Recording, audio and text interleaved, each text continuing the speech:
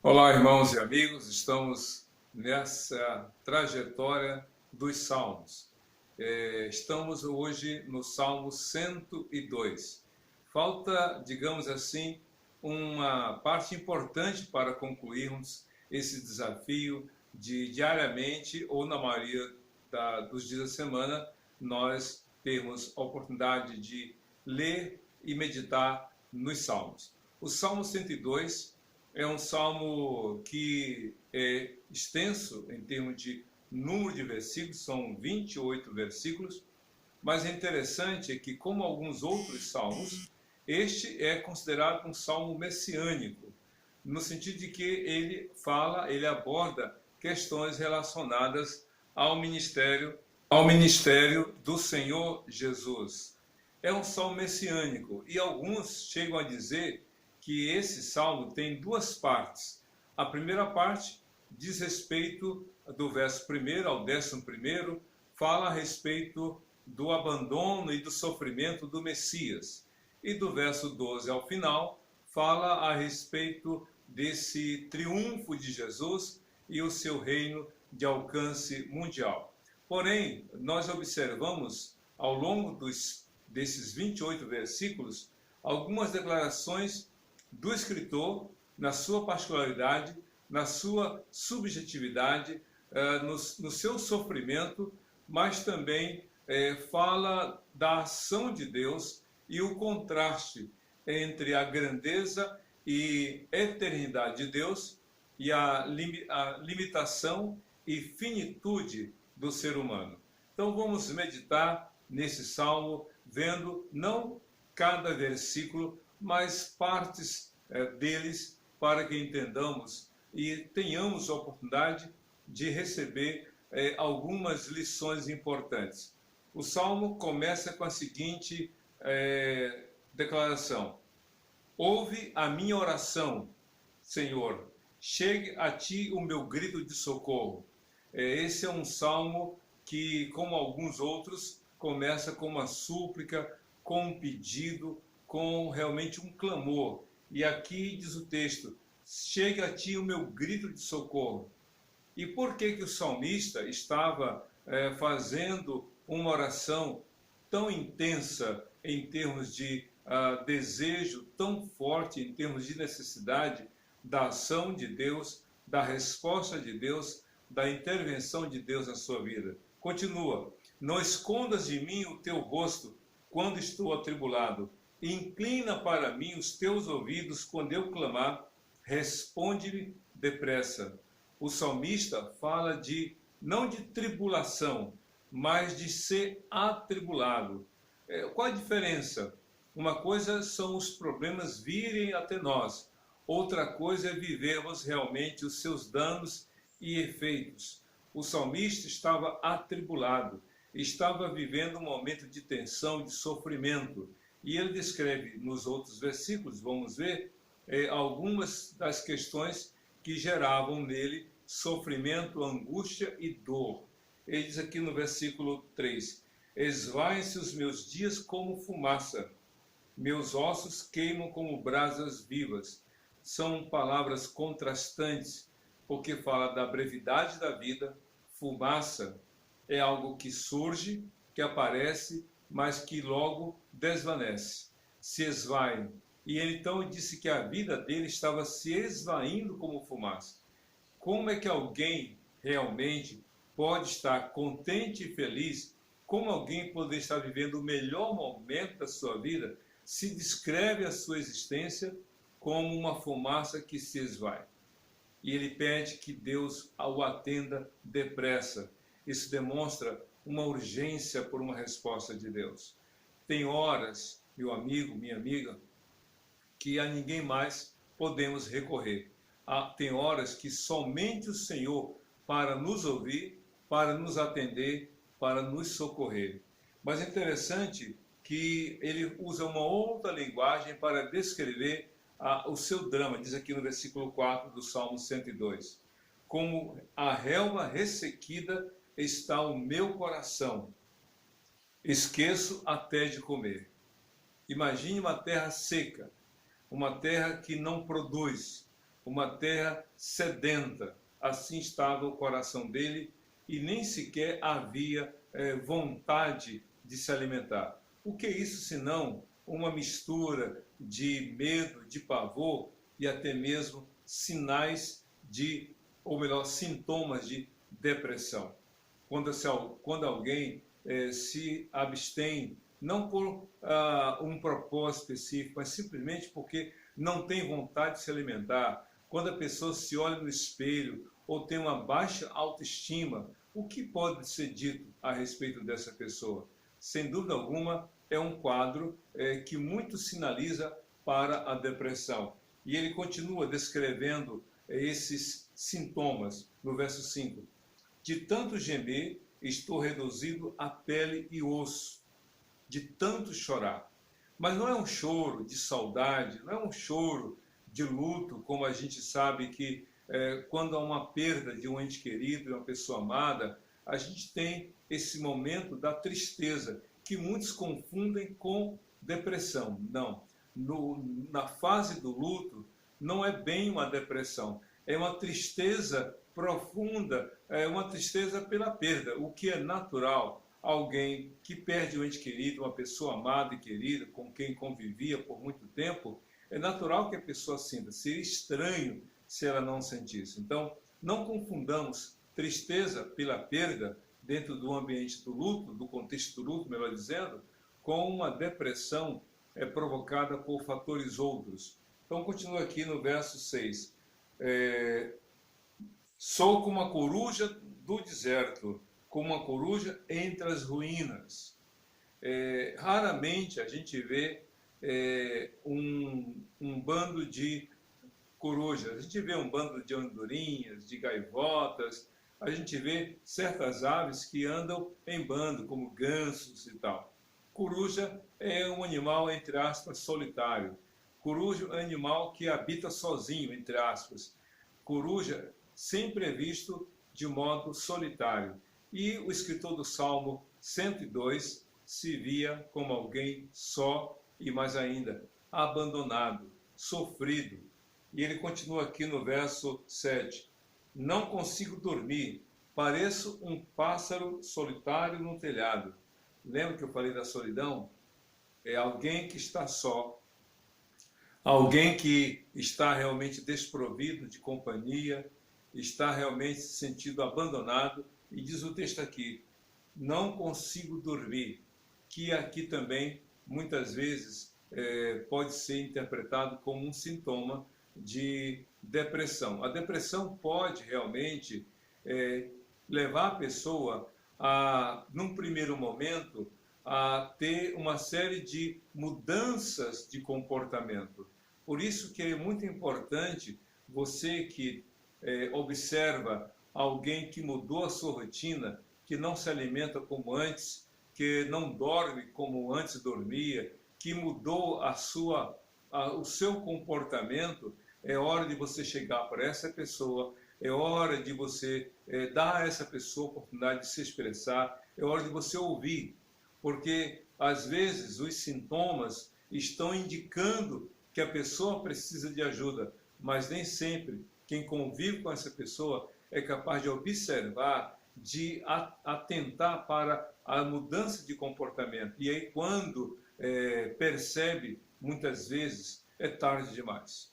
É por isso que é importante a gente aprender com o comportamento. E interessante que Eucana olhou para sua esposa Ana e observou uma mudança na vida dela, a ponto de ele perguntar, Ana, por que é triste o teu semblante?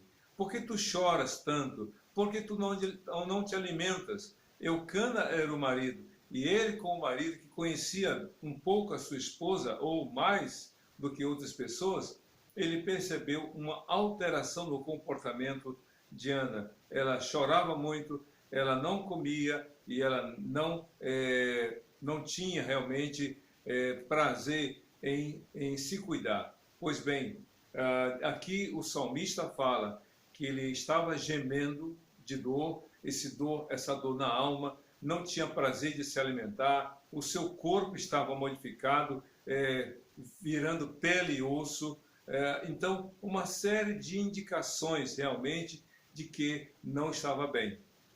Esse salmista aqui, descrevendo a sua história, descrevendo o momento da sua vida, indicava que não estava bem. Por isso que é importante nós olharmos e demonstrarmos amor aos outros, percebendo as alterações.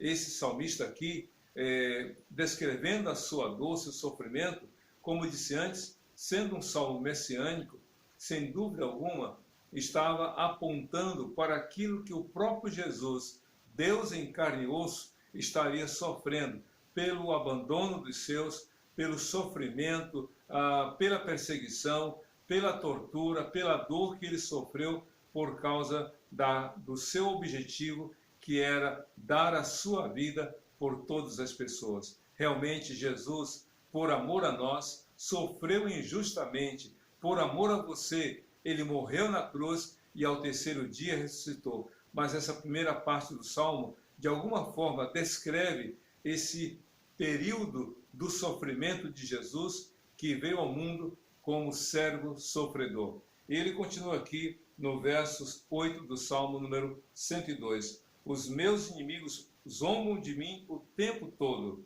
Os que me insultam usam o meu nome para lançar maldições. E realmente o salmista estava num momento muito crítico, porque além de sofrer fisicamente, além de demonstrar no corpo sintomas de algo muito mais profundo, ele era motivo de chacota, motivo de riso, de deboche, de zombaria, porque, diz o texto aqui, os inimigos realmente, vendo a sua dor, vendo o seu sofrimento, em vez de estender a mão, de acolher, de ajudar, ao contrário, lançava mais sofrimento. Jesus passou por isso. Lá na cruz, enquanto ele estava agonizando na cruz, de 9 da manhã até as 3 da tarde, muitos riram dele, debocharam dele, usaram as palavras dele contra ele mesmo, dizendo: você que fez tantos milagres, por que você não sai da cruz? Então, como Jesus suportou tudo por amor a todos nós. O salmista aqui descreve com riqueza de palavras exatamente esse sofrimento da parte do Senhor. E continua aqui no verso 8, na parte B, diz assim: eles me insultam, usam o meu nome para me insultar, para lançar maldições. Meu amigo, não deixe que o seu sofrimento o afaste de Deus. O salmista aqui está falando com Deus em oração. Ele descreve para Deus toda a sua dor, todo esse sofrimento, com você, na sua dor, na sua tristeza, nas suas lutas. Ore a Deus, clame a Deus. O salmista, embora estivesse passando por tantos problemas, ele não desistiu de orar ao Senhor. Clame a Deus. Continua aqui no verso 10 do Salmo número 90, ou melhor, verso 9 do Salmo 102. Cinzas são a minha comida e com lágrimas misturo o que bebo.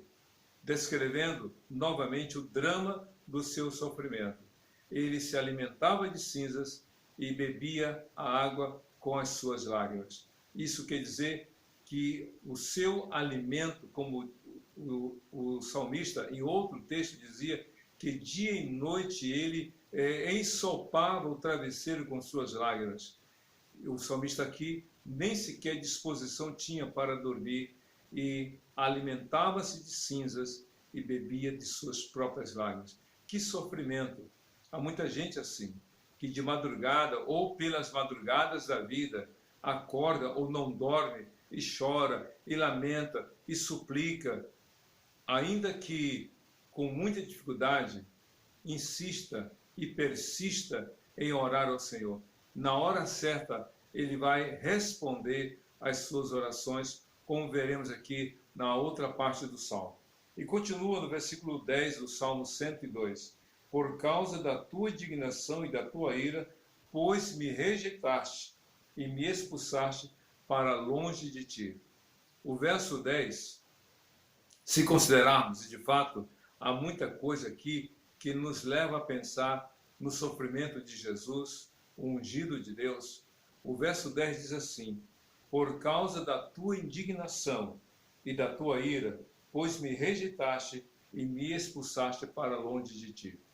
De fato, se você lembrar o Salmo 22, no verso 1, a Bíblia diz assim: Deus meu, por que me abandonaste? E também Jesus repetiu as palavras do Salmo número 22, verso 1, lá na cruz, quando disse: Eloi, Eloi, lama sabachthani, que em aramaico quer dizer, em hebraico, Deus meu, por que me desamparaste? De fato, por algumas horas, Jesus foi abandonado. Por quê? Os pecados nossos nos separam de Deus. E como Deus fez com que o pecado de todo mundo caísse sobre Jesus, então, por algum momento, Deus se distanciou do seu filho. Que dor, que sofrimento. Jesus, como costuma dizer, por algumas horas, experimentou aquilo que o homem incrédulo, morrendo nos seus pecados e na sua incredulidade, viverá ou passará por toda a eternidade. Um eterno distanciamento de Deus, uma eterna separação de Deus. Nós estamos separados uns dos outros por causa da Covid, por causa da quarentena, por causa do novo coronavírus. Isso quer dizer que visitas são proibidas, principalmente entre os mais novos e os idosos. Alguns não veem a hora para a quarentena ser realmente decretado o seu fim, a fim de que haja reencontros e o retorno à convivência na família. Isso quer dizer que uma hora as famílias vão se reencontrar e os amigos vão poder se rever. Mas se a pessoa morre sem Cristo, para sempre ela estará separada de Deus. Jesus viveu isso. Jesus sofreu esse distanciamento por causa do seu, do meu, dos nossos pecados. Mas ele venceu a morte, o pecado e o diabo, porque ele ao terceiro dia ressuscitou. Pense sobre isso e considere isso no seu coração. Mas ainda, adiantando aqui um pouco mais, no verso 12 do Salmo 102, o escritor diz: Tu, porém, Senhor, no trono reinarás para sempre. O teu nome será lembrado de geração em geração. Tu te levantarás e terás misericórdia de Sião, pois é hora de lhe mostrares compaixão. O tempo certo é chegado. Parece que há uma mudança de assunto. O salmista deixa de falar de si, da sua dor, do seu sofrimento, da sua falta de apetite, das suas insônias, e de repente ele entra com um novo assunto, como que agora Deus vai agir, agora é hora de Deus atuar, agora Deus vai intervir. Que coisa maravilhosa! Deus, o nosso Deus, é Deus de esperança. Ele age no tempo certo, ele age no momento adequado, ainda que haja muito tempo de sofrimento, no tempo certo, Deus se levanta, repreende o mal e realmente muda a história daqueles que nele confiam. É isso que diz aqui no verso 11, no verso 12. Tu, porém, Senhor, no trono reinarás para sempre. E ele continua no verso 13. Tu te levantarás e terás misericórdia de Sião, pois é hora de lhe mostrares compaixão. Deus não se atrasa, mas também Deus não se antecipa. Ele age na hora certa. E quando ele vai agir, ninguém pode impedi-lo, porque ele mesmo disse através do profeta Isaías: agindo eu, quem impedirá? Ninguém pode realmente impedir o agir do Senhor. E continua aqui no verso 14: pois as suas pedras são amadas pelos teus servos, e as suas ruínas os enchem de compaixão. Falando sobre Jerusalém, falando sobre Sião, sobre aquilo que realmente a cidade enfrentou. Pedra por pedra, o templo foi derrubado, a cidade ficou em ruínas, mas Deus não abandonou o seu povo, Deus não abandonou os seus servos. Quanta gente perdeu o emprego, quanta gente ficou sem recursos financeiros, quanta gente teve que depender de terceiros, quantas pessoas estão desesperadas, sem esperança, sem futuro, como alguns dizem, mas calma, na hora certa Deus vai agir. Na hora certa o Senhor vai intervir. Na hora certa Ele vai realizar aquilo que é impossível para você e para mim, mas que para Ele tudo é possível. Diz aqui no verso 16 do Salmo número 102, porque o Senhor reconstruirá Sião e se manifestará na glória que Ele tem. O Senhor vai reconstruir uma cidade que foi destruída e os muros derrubados, as portas queimadas e o templo destruído pedra por pedra. A cidade abaixo. Se você ler Neemias capítulo 1, você vai ver a descrição que os irmãos de Neemias dão sobre o caos na cidade. Mas Deus levantou um homem chamado Neemias para reconstruir o muro. Deus levantou um homem chamado Esdras e Zorobabel para reconstruir o templo, e assim a cidade foi refeita. Deus sabe de que você precisa dele. E na hora certa, como ele enviou Jesus para dar ao homem um novo começo, o Senhor mesmo vai agir na sua vida. Confie nele. E diz ainda no verso 17, responderá à oração dos desamparados, as suas súplicas não desprezará. Que coisa interessante. Responderá à oração dos desamparados. O que é o desamparado?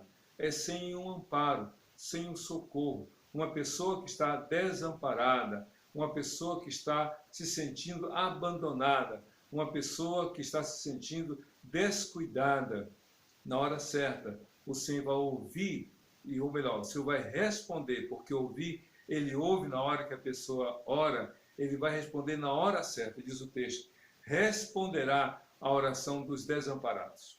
Você pode se sentir só, abandonado, totalmente sem ajuda, mas lembre-se, na hora certa o Senhor vai agir, porque o próprio Deus disse lá em Josué 1,5, não te deixarei, nem te desampararei, e nunca te abandonarei.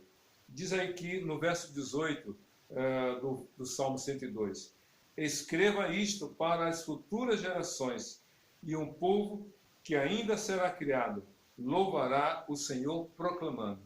Que coisa, como Deus é maravilhoso, porque Ele fala de tempos futuros que ainda povos irão surgir, e a esses povos que irão surgir, na época dos escritores, as nações existiam, mas com o passar do tempo, muitas delas desapareceram e depois novas nações surgiram. Principalmente na época de Paulo, as nações eram outras, comparadas com as nações dos tempos dos salmistas. E hoje há povos diferentes dos tempos de Paulo. Mas é interessante que o salmista diz, e escreva isto para as futuras gerações, e há um povo que ainda será criado, louvará o Senhor proclamando. O que esses povos do futuro, em relação ao salmista, iriam dizer, iriam proclamar? Ele continua aqui no verso 19. Do seu santuário, nas alturas, o Senhor olhou, dos céus observou a terra, para ouvir os gemidos dos prisioneiros e libertar os condenados à morte. Que coisa maravilhosa! Os povos futuros, as nações que ainda iriam surgir, iriam dizer que o Senhor realmente age, libertando, dando paz, dando perdão, dando salvação e restauração. Quando Jesus orou em João 17, disse, Pai, não te peço por apenas estes, mas por aqueles que no futuro farão parte desse rebanho. Que coisa maravilhosa! Quando Cristo falou isso, meu querido, em João 17, ele estava pensando em você, ele estava pensando em mim, estava pensando em nós, porque ele morreu na cruz de uma só vez, para todo sempre e por todas as pessoas, de todos os lugares e de todas as gerações, porque Deus é amor. Interessante que diz aqui no verso 21, já se aproximando do final. Assim, o nome do Senhor será anunciado em Sião e o seu louvor em Jerusalém, quando os povos e os reinos se reunirem para adorar o Senhor. Lembra que eu falei do Salmo messiânico? Não é palavra minha, são dos estudiosos da Bíblia. Os estudiosos dizem que esse salmo é um salmo messiânico, porque se na primeira parte havia dor, gemido, sofrimento, insônia, falta de apetite e tudo mais, agora há um triunfo, agora há uma alegria. E diz aqui no verso 21, assim o nome do Senhor será anunciado em Sião e o seu louvor em Jerusalém. Todos os povos e os reinos se reunirão para adorar o Senhor. De fato, no futuro, e nós não estamos distantes disso, quando Jesus vier pela segunda vez, e ele virá, todos, crianças e adultos, reis e plebeus, pessoas simples e pessoas cultas, todos vão estar diante de Jesus, e todo joelho se dobrará, e toda língua confessará que Jesus é o Senhor. Até o homem mais duro de coração, até a pessoa mais incrédula, se podemos dizer assim, do mundo, todos vão se dobrar diante de Jesus. Por quê? Porque Ele é o Senhor. Porque Ele é o Rei dos Reis, o Senhor dos Senhores. Continua aqui no verso 23. No meio da minha vida, Ele me abateu com sua força, abreviou os meus dias. Olha só, novamente uma quebra. Do verso 1 ao versículo 11, há uma descrição de dor e sofrimento. E de repente entra um novo tema, do verso 12 ao verso 21, onde o 22, onde o salmista fala do triunfo do Senhor a partir da sua ação na cidade do seu povo. E agora, do 23 até uma outra parte, vem novamente a descrição do sofrimento do salmista, em que ele fala: então pedi, ó meu Deus, não me leves no meio dos meus dias. Os teus dias duram por todas as gerações. O salmista faz uma comparação que já sabe do resultado. A vida do salmista, comparada com Deus, é finita, é limitada, é breve, como uma fumaça, como um sopro, como uma neblina, como diz lá em alguns salmos, como o Salmo 90, por exemplo. É uma neblina, é como a relva. Mas Deus é eterno. Deus realmente é aquele que é extraordinário. Então o salmista diz: Senhor, não me leves, não me tires a vida nesse tempo que ainda me resta. O salmista entendia que a sua vida ainda tinha muito para realizar. Interessante, apesar do abatimento, da tristeza, do gemido, das lágrimas, das cinzas como alimento, das lágrimas como bebida, ele ainda pede: Senhor, não me leves no meio dos meus dias. Ou seja, eu quero viver, eu quero realizar, eu quero fazer, eu quero realmente cumprir os teus propósitos. Meu querido, as coisas podem estar difíceis, pode estar complicada a situação para a sua vida, mas peça a Deus oportunidades para fazer mais e melhor para a glória do Senhor. E aqui diz aqui no verso 25, no princípio firmaste os fundamentos da terra, e os céus são as obras das tuas mãos. Falando da criação de Deus. O salmista não tinha dúvida de que tudo que ele contemplava, e até mesmo aquilo que estava distante dos seus olhos, ele cria que era realmente fruto do poder criador de Deus. Mas por que ele fala sobre isso? Porque diz aqui no verso 26, mas eles perecerão, mas tu permanecerás. Envelhecerão como as vestimentas, como roupas tu os trocarás, e eles serão jogados fora. Tudo passa. As coisas deste mundo passam. Nada neste mundo é eterno, é finito, porque teve um começo e terá um fim. Então, pare de se apegar às coisas deste mundo. Pare de se prender às coisas deste mundo. Tem gente que abre mão de pessoas por causa de coisas. Isto é meu, isso aqui é para mim, aquilo eu vou levar. As pessoas estão abrindo mão de casamento, de família, de relacionamentos, por causa de herança, por causa de bens. Mas a vida, o mundo passa, as coisas do mundo passam, mas a vida diante de Deus é permanente. Por quê? Porque a morte vem, mas há existência após a morte. A pergunta é, com Deus ou sem Deus? Deus espera que você crê em Jesus para que você passe a eternidade com Ele nos céus. E então, se aproximando do fim, no verso 27 do Salmo 102, o salmista diz: mas tu permaneces o mesmo, e os teus dias jamais terão fim. Deus é eterno. E o verso 28, com o qual ele finaliza o Salmo 102, o escritor do Salmo diz o seguinte: os filhos dos teus servos terão uma habitação, os seus descendentes serão estabelecidos na tua presença. É interessante que ele fala: os filhos dos teus servos terão habitação, os seus descendentes serão estabelecidos na tua presença. O que você vai deixar para os seus filhos? Qual é o futuro que você tem para eles? Pode ser que você esteja esperando e lutando e trabalhando para deixar uma casa, bens, dinheiro. Isso tudo é importante. Mas a melhor coisa, a maior de todas as riquezas que você pode deixar para os seus filhos, é o seu testemunho de fé, para que eles possam desejar ter a fé que você tem e viver a vida em Cristo que o Senhor quer que você experimente e viva para a sua família. Deixe para os seus descendentes um testemunho de fé, pois é isso com o qual o salmista terminou o salmo, que os seus descendentes realmente estarão com o Senhor. Que Deus te abençoe e que você seja feliz fazendo a vontade de Deus, hoje para todos sempre. Amém e amém.